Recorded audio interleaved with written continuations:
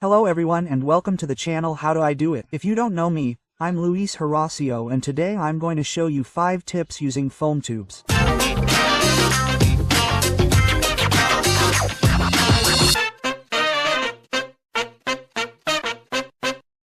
Hello everyone, just as I just showed you, today I'm going to show you 5 tips using only foam tubes. Yes, the ones you use for swimming or playing in pools, which are very cheap and can be used for many things, as you've seen in several videos on the channel. But I saw that a lot of time had passed since the first one I showed you and this one, so I wanted to do a sequel. But without further ado, let's see what I have for you this time.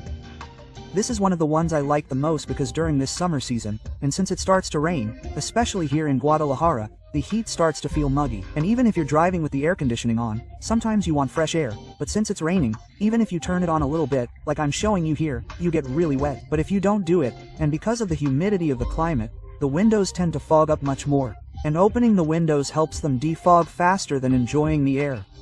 But don't worry, there's a solution here to keep them open and not get wet at the same time.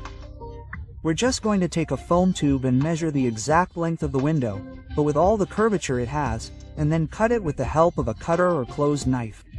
Now that we have the measurement, we'll cut it in half with the same knife, but only part of it, that is, not through the entire tube, and that way you'll have an opening like the one shown on the screen. Now that we have it like this, we'll lower the glass a little and fit the foam tube through the slot we made, and that's how it goes the entire length of the glass. And as a given, we just raise this until it hits the top, which won't go all the way to the end, that is, the window will be open, which is what we want. But how do we check that no water actually falls? Well, I just grabbed the hose and wet the entire window and the door, and of course, from the top and here a little bit fell directly into the camera, but also a little bit of water did get in. Not as much as if I hadn't had the foam on, but a little bit. And it was all because I didn't press it tightly against the glass. So I raised it a little more and wet it again like the first time. And now absolutely no water fell. And as you can see, the window is open at least on both ends, where apart from helping to keep it cooler and not messing with the glass, it won't get us wet at all.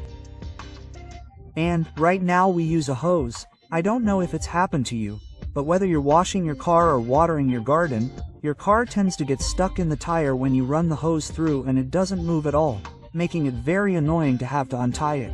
But with this simple and quick tip, you can prevent this from happening to you.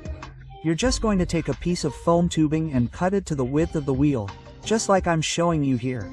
And then put one in each tire or the ones that are in the way, right below them, and make sure it's tight, because this will prevent the hose from getting stuck when you pull it, even if it goes through there, and it will easily slip between the foam and the hose. And best of all, it's done in a simple way that will make this annoying problem a thing of the past. And of course, without spending almost anything, which is always what I'm looking for on the channel. If you follow the channel, you know that we also made this swing long before my daughter was born and, according to me, it was for her, but until now, after 4 years, she can barely use it properly. But since I never put the covering on the rope, it can hurt your hands by scraping them, which honestly doesn't feel much anymore, but my daughter tells me that it does bother her. But the good thing is that, as always, we have a solution to the problem. And yes, you guessed it. Once again, we are going to take a piece of foam tubing and cut it to the size you need to protect the rope. And just like we did with all the others, we are also going to cut it down the middle along this one. And that way it can be opened easily. Once cut, now we just put them at the right height, in this case for my daughter, and it will completely protect the part where the rope is attached. We do this the same on the other side, so that, once it is in place, as you can see, it is completely protected. It's just that it's too low for me, so it only fits at my height and it's perfect for them to use, without hurting their hands, and with just a foam tube. I'm sure this image is very familiar to you, since it's how we usually store our extensions, which isn't bad, but in the long run, by keeping them this way, the cables can get broken, making them last less than they could. But how can we keep them better stored and out of the way? Well, it's very simple, and yes, it is with a foam tube. In this case, we're just going to bend our extension without pressing it too much, just so it's a size that doesn't take up much space. And once we have it at the length we want, we measure it with our tube and cut it a little longer than that length, as seen in the video, and we cut it in half the same way as with the others. This way we can insert the extension right in the middle and it will be perfectly held in place by it. We can throw it and it won't come out since it's firmly fixed inside due to the pressure exerted by the foam tube. And when we want to use it, we can take it out without any problem. And once we're done using it, we do exactly the same thing. we bend it to the size of the tube and put it in the middle of it. This, apart from keeping our extensions well arranged and at hand, will make them last much longer, since they're not being forced in any way. And what I like the most is that they take up almost no space and don't get tangled up when taking things out, like in my case, the hammer that I have on the side. And as you can see, it doesn't get in the way at all, so you can have several in the same place and they'll never get tangled up and they'll always be at hand. This is one that I had already mentioned in a video, but that I recorded more than 10 years ago, so what better way to remind you of it so that you have it in mind? What happens when we have small children and, for unknown reasons, in every house there is a door somewhere that we don't have the key to and they accidentally lock themselves in?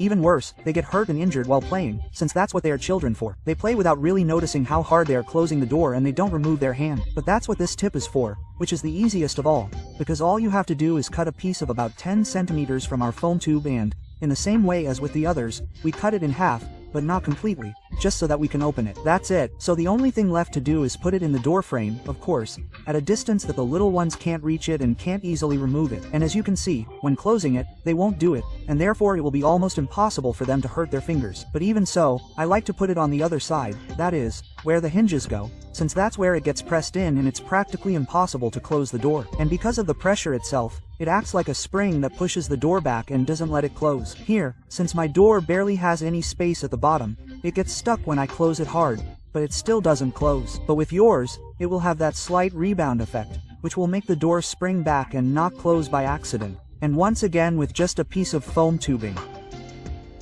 As you can see, these were the 5 tips using foam tubing that I brought you this time, and I'm more than sure that some of them will be very useful to you, since, apart from being easy to make, they are made with these tubes that, if we live in hot areas, we usually have one at home. Or if not, they are very cheap and easy to get, since you can find them in the sports area or where they sell pool supplies at any supermarket. But of course, tell me in the comments which one you like the most or which one you think you would use in your homes or those of your family or friends, because I would love to know. If you like this video, give it a thumbs up, subscribe, activate the notification bell so you don't miss any of the videos, share it with all your family, friends and acquaintances. As always, I'll see you in the next videos. Thanks.